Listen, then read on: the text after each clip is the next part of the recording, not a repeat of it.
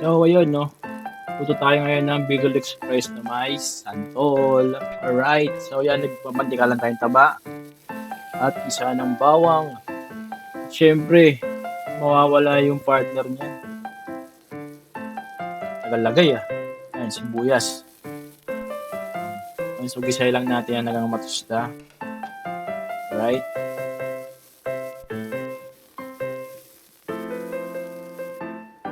So, lagyan na natin yung karne. Ang ginamit natin dyan is pork kasim para balanse yung taba at saka yung laman.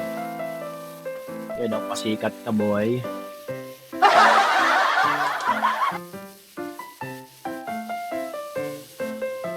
Naglagay tayo ng asin tsaka paminta.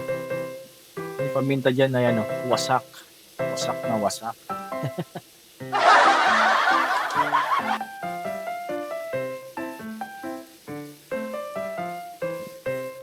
Papasikat na naman,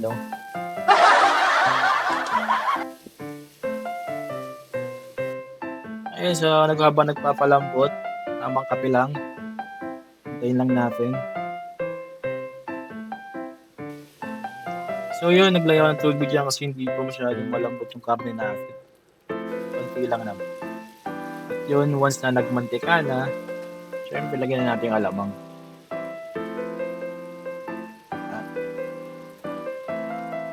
Hindi yan Bicol Express pag walang alamang.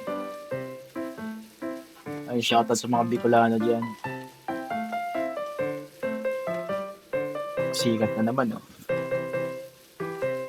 Chef yarn. Yan, so yan, lagay natin yung santol. Ayan, itim yung santol natin. So, piniga ko lang yan ng 2 beses para mabawasan yung acid.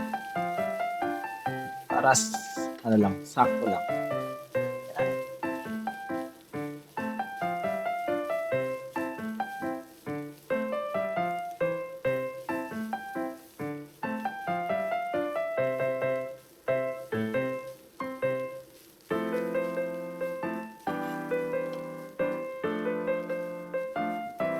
Sikat. Sikat yun!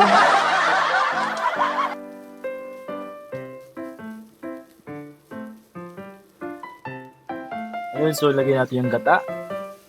Okay, kailangan may gata.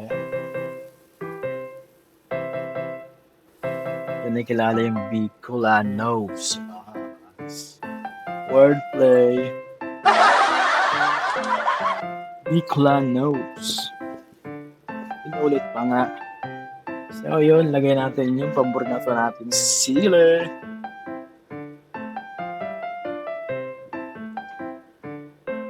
Ito lang ilagay lahat Bagal.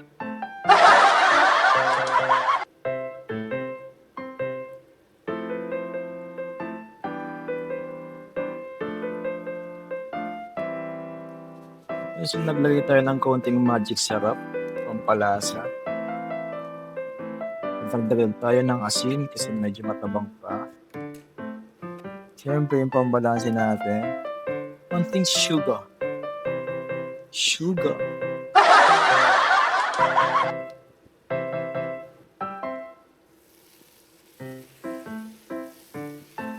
So halog lang natin.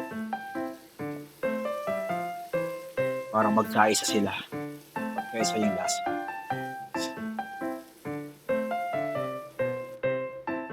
So, lagyan tayo ng Siling Love You. Siling Love You. Para mas may sipa. Kasi konti lang yung anghang ng tingnan.